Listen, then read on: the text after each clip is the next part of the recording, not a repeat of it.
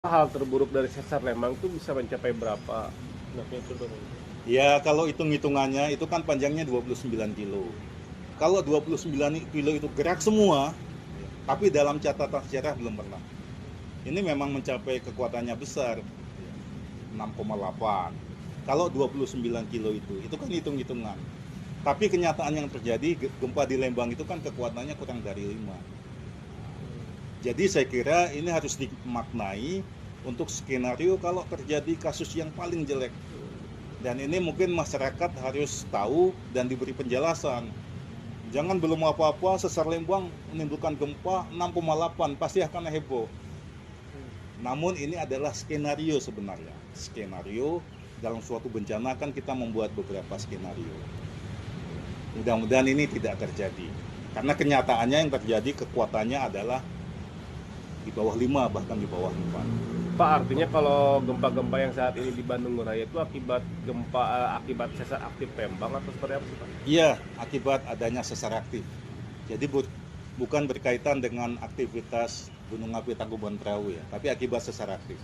Kalau gempa-gempa akibat aktivitas Gunung Tangkuban Perahu itu biasanya kekuatannya relatif kecil ya, di bawah 2 dan biasanya hanya terekam oleh peralatan seismogram. Jarang terasa oleh manusia. Pak, mungkin karakteristik dari sesar Lembang ini sendiri seperti apa sih, Pak? Bentukan tanahnya sendiri. Nah, sesar Lembang itu sebenarnya merupakan suatu fenomena morfotektonik kalau dilihat. Jadi pada bagian selatannya itu ada bukit, kemudian bagian utaranya relatif lebih rendah. Nah, bukit lalu rendah dia membentuk suatu tebing atau gawir ya. Nah, inilah kira-kira garisnya di sana.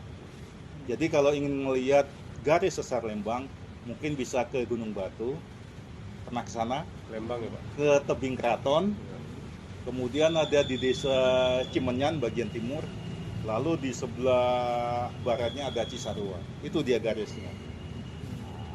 Nah sebenarnya sih pemukiman itu tidak boleh di garis sesar. Sebenarnya itu tidak boleh. Karena apa? Karena kita ingat ada jenis-jenis bahaya gempa bumi. Jadi jenis bahaya gempa bumi itu pertama adalah guncangan. Nah, kedua itu sesar permukaan. Kalau ada pemukiman yang ada di sana, pas di garisnya, itu seperti yang terjadi di Palu tahun 2018. Jadi dia mengalami kerusakan. Cuma kan masalahnya ini tadi, dalam sejarahnya apa kejadian sesar Lembang ini pernah menimbulkan ini enggak? Sesar permukaan enggak? Nah itu yang perlu kajian. Kalau di Indonesia di Palu itu jelas. Dia sampai dari sumbernya sampai ke